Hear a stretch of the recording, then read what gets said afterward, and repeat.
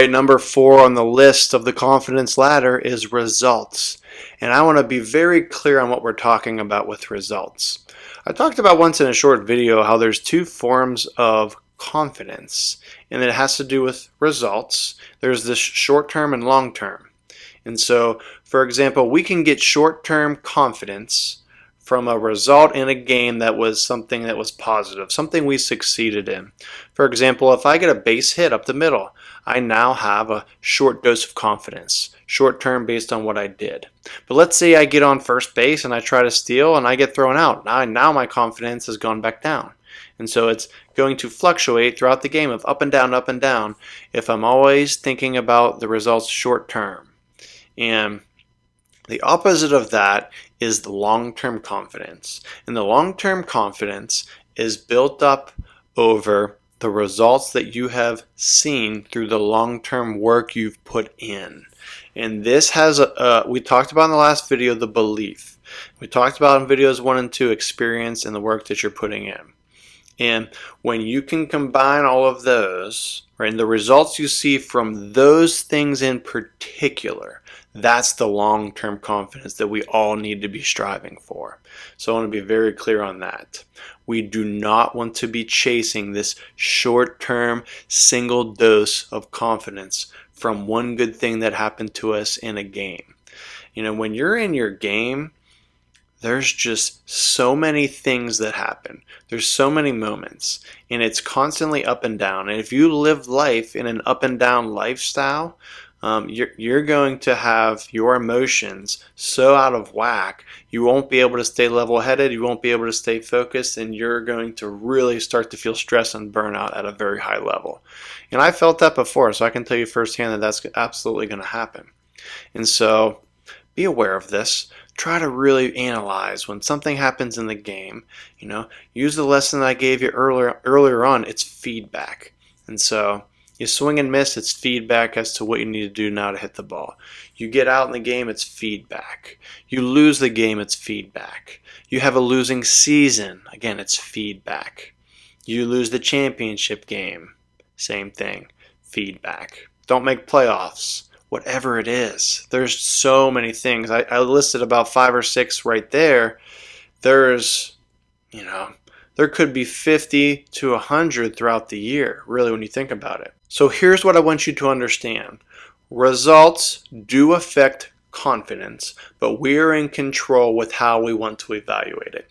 And do not evaluate based on a short-term basis, evaluate based on a long-term basis. Here's some more examples, and I've been guilty of these as well.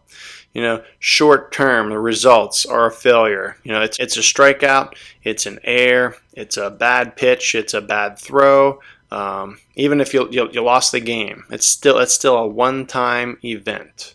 And so that single thing might make you feel a little bit down and might trick you into thinking your confidence is down, but it's temporary.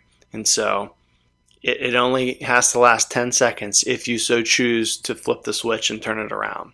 You know, if you so choose to use it as feedback to better prepare yourself for the future, I'm telling you, these feelings where we feel like we're losing confidence will be so short-lived because you now have a bigger, stronger perspective overtaking it. Really think about that.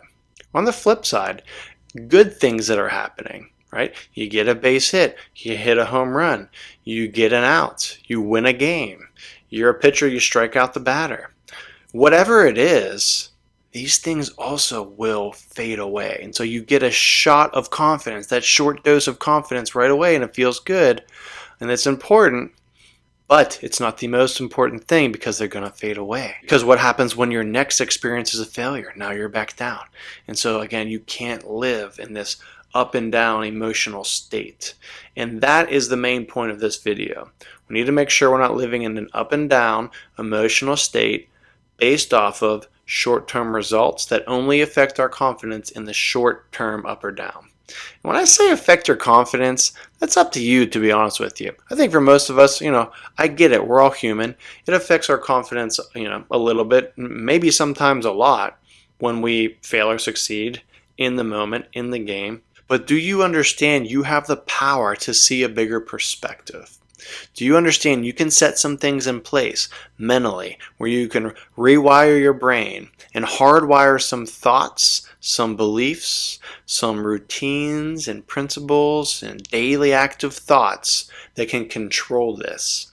And I'm telling you, when you start to figure that out, you're really going to build a really strong, solid foundation for the future, and the consistency you'll build within that will be tremendous. And I'll be totally honest with you.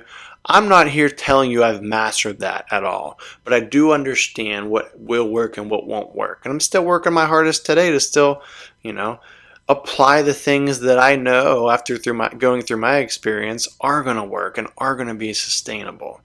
And again, the only reason I ever would know any of this is because I've gone through enough experiences and I've gone through enough of the results process to understand what are the things that really didn't serve me well and what are the things that did. So again, number 4, results. This one, I really just want to clarify that it does affect your confidence, but we need to be very aware and very careful of how we're using results to affect our confidence and how we choose to apply, what perspective are we going to apply to the results. You're going to start to see a lot of this stuff we're talking about is all interconnected. There's 6 different things on the confidence ladder, but one connects to the next one way or another. And so there might even be a couple more, but I'm just naming the top 6 that I think are the most crucial. So recapping the long-term confidence, that's the everlasting belief we're trying to develop. That's the work that we're putting in long-term, routinely, every day, over a long span, that now we can start to see real true results in a positive way, not just single results, the compounding effect of each thing that we're doing. That's what we're really trying to evaluate. That's what we're going to build confidence on. Not the one-time failures, not the short doses of confidence or lack of confidence that will always fluctuate, that will always be up and down. And so when we start to become a little wiser, when we start to ignore the roller coaster of emotions of up and downs, we start to realize, hey, that's not something that's going to serve me well. I promise. You're going to really start to understand how applying the feedback for the next occasion is going to be your way to go. That's going to be your ticket to get to where you want to go and to get you on track again. I know sometimes these things can come off as a little bit tricky, but I promise they won't be, as long as you have a nice simple approach as to what it is we're trying to do. You get just a real clear idea of what each thing means. And again, I'm here to help you along the way. And for each person, we each have our own experiences, and they're all different. And so if you want to learn how you can apply your own experiences and work with me, and I can help you out one-on-one, feel free to reach out. And so it's not a one-size-fits-all for everybody, because we all have different situations and different lives. So think about that, try to understand that, analyze where you're at currently with this, and how you view results. Stay tuned, guys, for the next one.